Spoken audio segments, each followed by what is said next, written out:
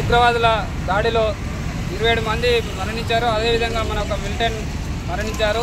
దానికి నిరసనగా ఈరోజు మన బార్ అసోసియేషన్ తరఫున నిరసన తెలియజేస్తూ ఇక్కడ అడ్వకేట్స్ అందరం కలిసి మన కోర్టు ముందు బైఠాయించి నిరసన తెలియజేస్తున్నాం. అదేవిధంగా ఇలాంటి సిచ్యువేషన్ మన భారతదేశంలో ఎలాంటి పరిస్థితులు కూడా ఎక్కడ కూడా జరగడానికి వీల్లేదని దానికి నిదర్శనంగా ఈరోజు మేము అడ్వకేట్లు అందరం మూకుమ్మడిగా నిరసన తెలియజేస్తున్నాము.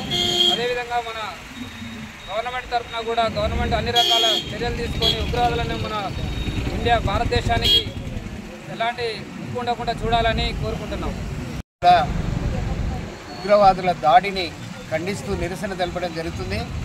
ఎంత హేయమైన చర్య అంటే ఉగ్రవాదులు వాళ్ళు దాడి చేస్తున్నప్పుడు అతని ఉల్లారం ఉందా లేదా అని చెక్ చేసి సావదెంగుతున్న ఉగ్రవాదులు దాడి చేస్తున్న విధానాన్ని ఎంత హేయంగా ఉగ్రవాదం ఎంత పెద్ద ఎత్తున ఈ దేశంలో పొంచి ఉందో కూడా భారత ప్రభుత్వాలు కానీ రాష్ట్ర ప్రభుత్వాలు కానీ మేధావులైన అందరూ కూడా కళ్ళు తెరిచి ఈ ఉగ్రవాదాన్ని పెరగకుండా దారుణంగా అణచివేయాల్సిన పరిస్థితులు వచ్చినాయి. కాబట్టి కామన్ సిటిజన్ మొదలుకొని మేధావులంతా కూడా భారత ప్రభుత్వాలంతా కూడా ఉగ్రవాద దాడులను ఉగ్రవాదులను అణచివేసే విధానాన్ని తీవ్రంగా చర్య తీసుకోవాలని న్యాయవాద మిత్రులంతా కూడా దేశవ్యాప్తంగా కూడా నిరసన తెలుపుతున్నారు. కాబట్టి వీటి మీద తక్షణమే చర్యకు ఉగ్రవాద దాడికి పాల్పడ్డ వారిని తక్షణమే చర్య తీసుకోవాలి, వాళ్ళని అణిచివేయాలని మేము ప్రభుత్వాన్ని డిమాండ్ చేస్తున్నాం.